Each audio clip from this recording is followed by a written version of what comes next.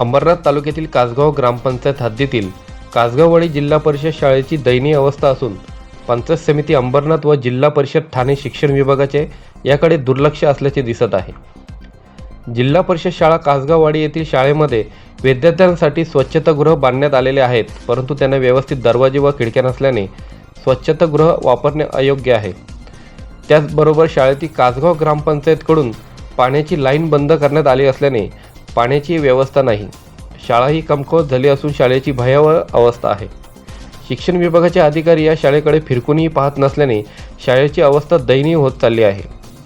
2025 रोजी या शाळेसंबंधी लोकसेवा वार्ता न्यूजकडून बातमी करण्यात आली होती, परंतु पंचायत समितीचे कनिष्ठ अभियंता मालुसर यांनी शाळा लवकरात लवकर दुरुस्ती होईल याबाबत आश्वासन दिले होते, परंतु 1 वर्ष उलटूनही कोणत्याही प्रकारचा बदल या शाळेमध्ये झालेला नसून शिक्षण विभाग जाणून बुजून दुर्लक्ष करत असल्याचे दिसत आहे।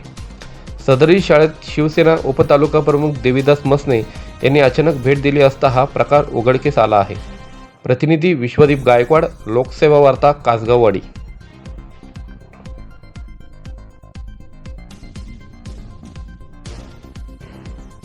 नमस्कार, मी देवीदास मसने, शिवसेना उपतालुका प्रमुख।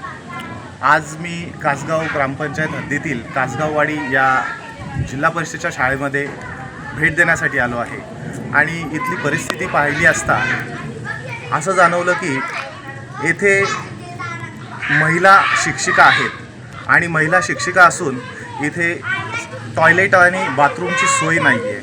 तर इथे त्या टॉयलेट आणि बाथरूमची दुर्दशा पाहिली तर तिथे त्या खिडकीला होल पडलेले आहेत, खिडकी नाही आहे, तिथे पाण्याची व्यवस्था नाही आहे आणि आपण हे कुठल्या जगामध्ये वावरतो आहे असा प्रश्न येथे पडलेला आहे।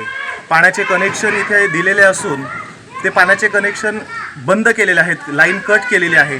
पाण्याची टाकीसुद्धा त्यांनी बसवलेली आहे, पण त्या टाकीमध्ये आजतायगत पाणी गेलेलं नाही आहे।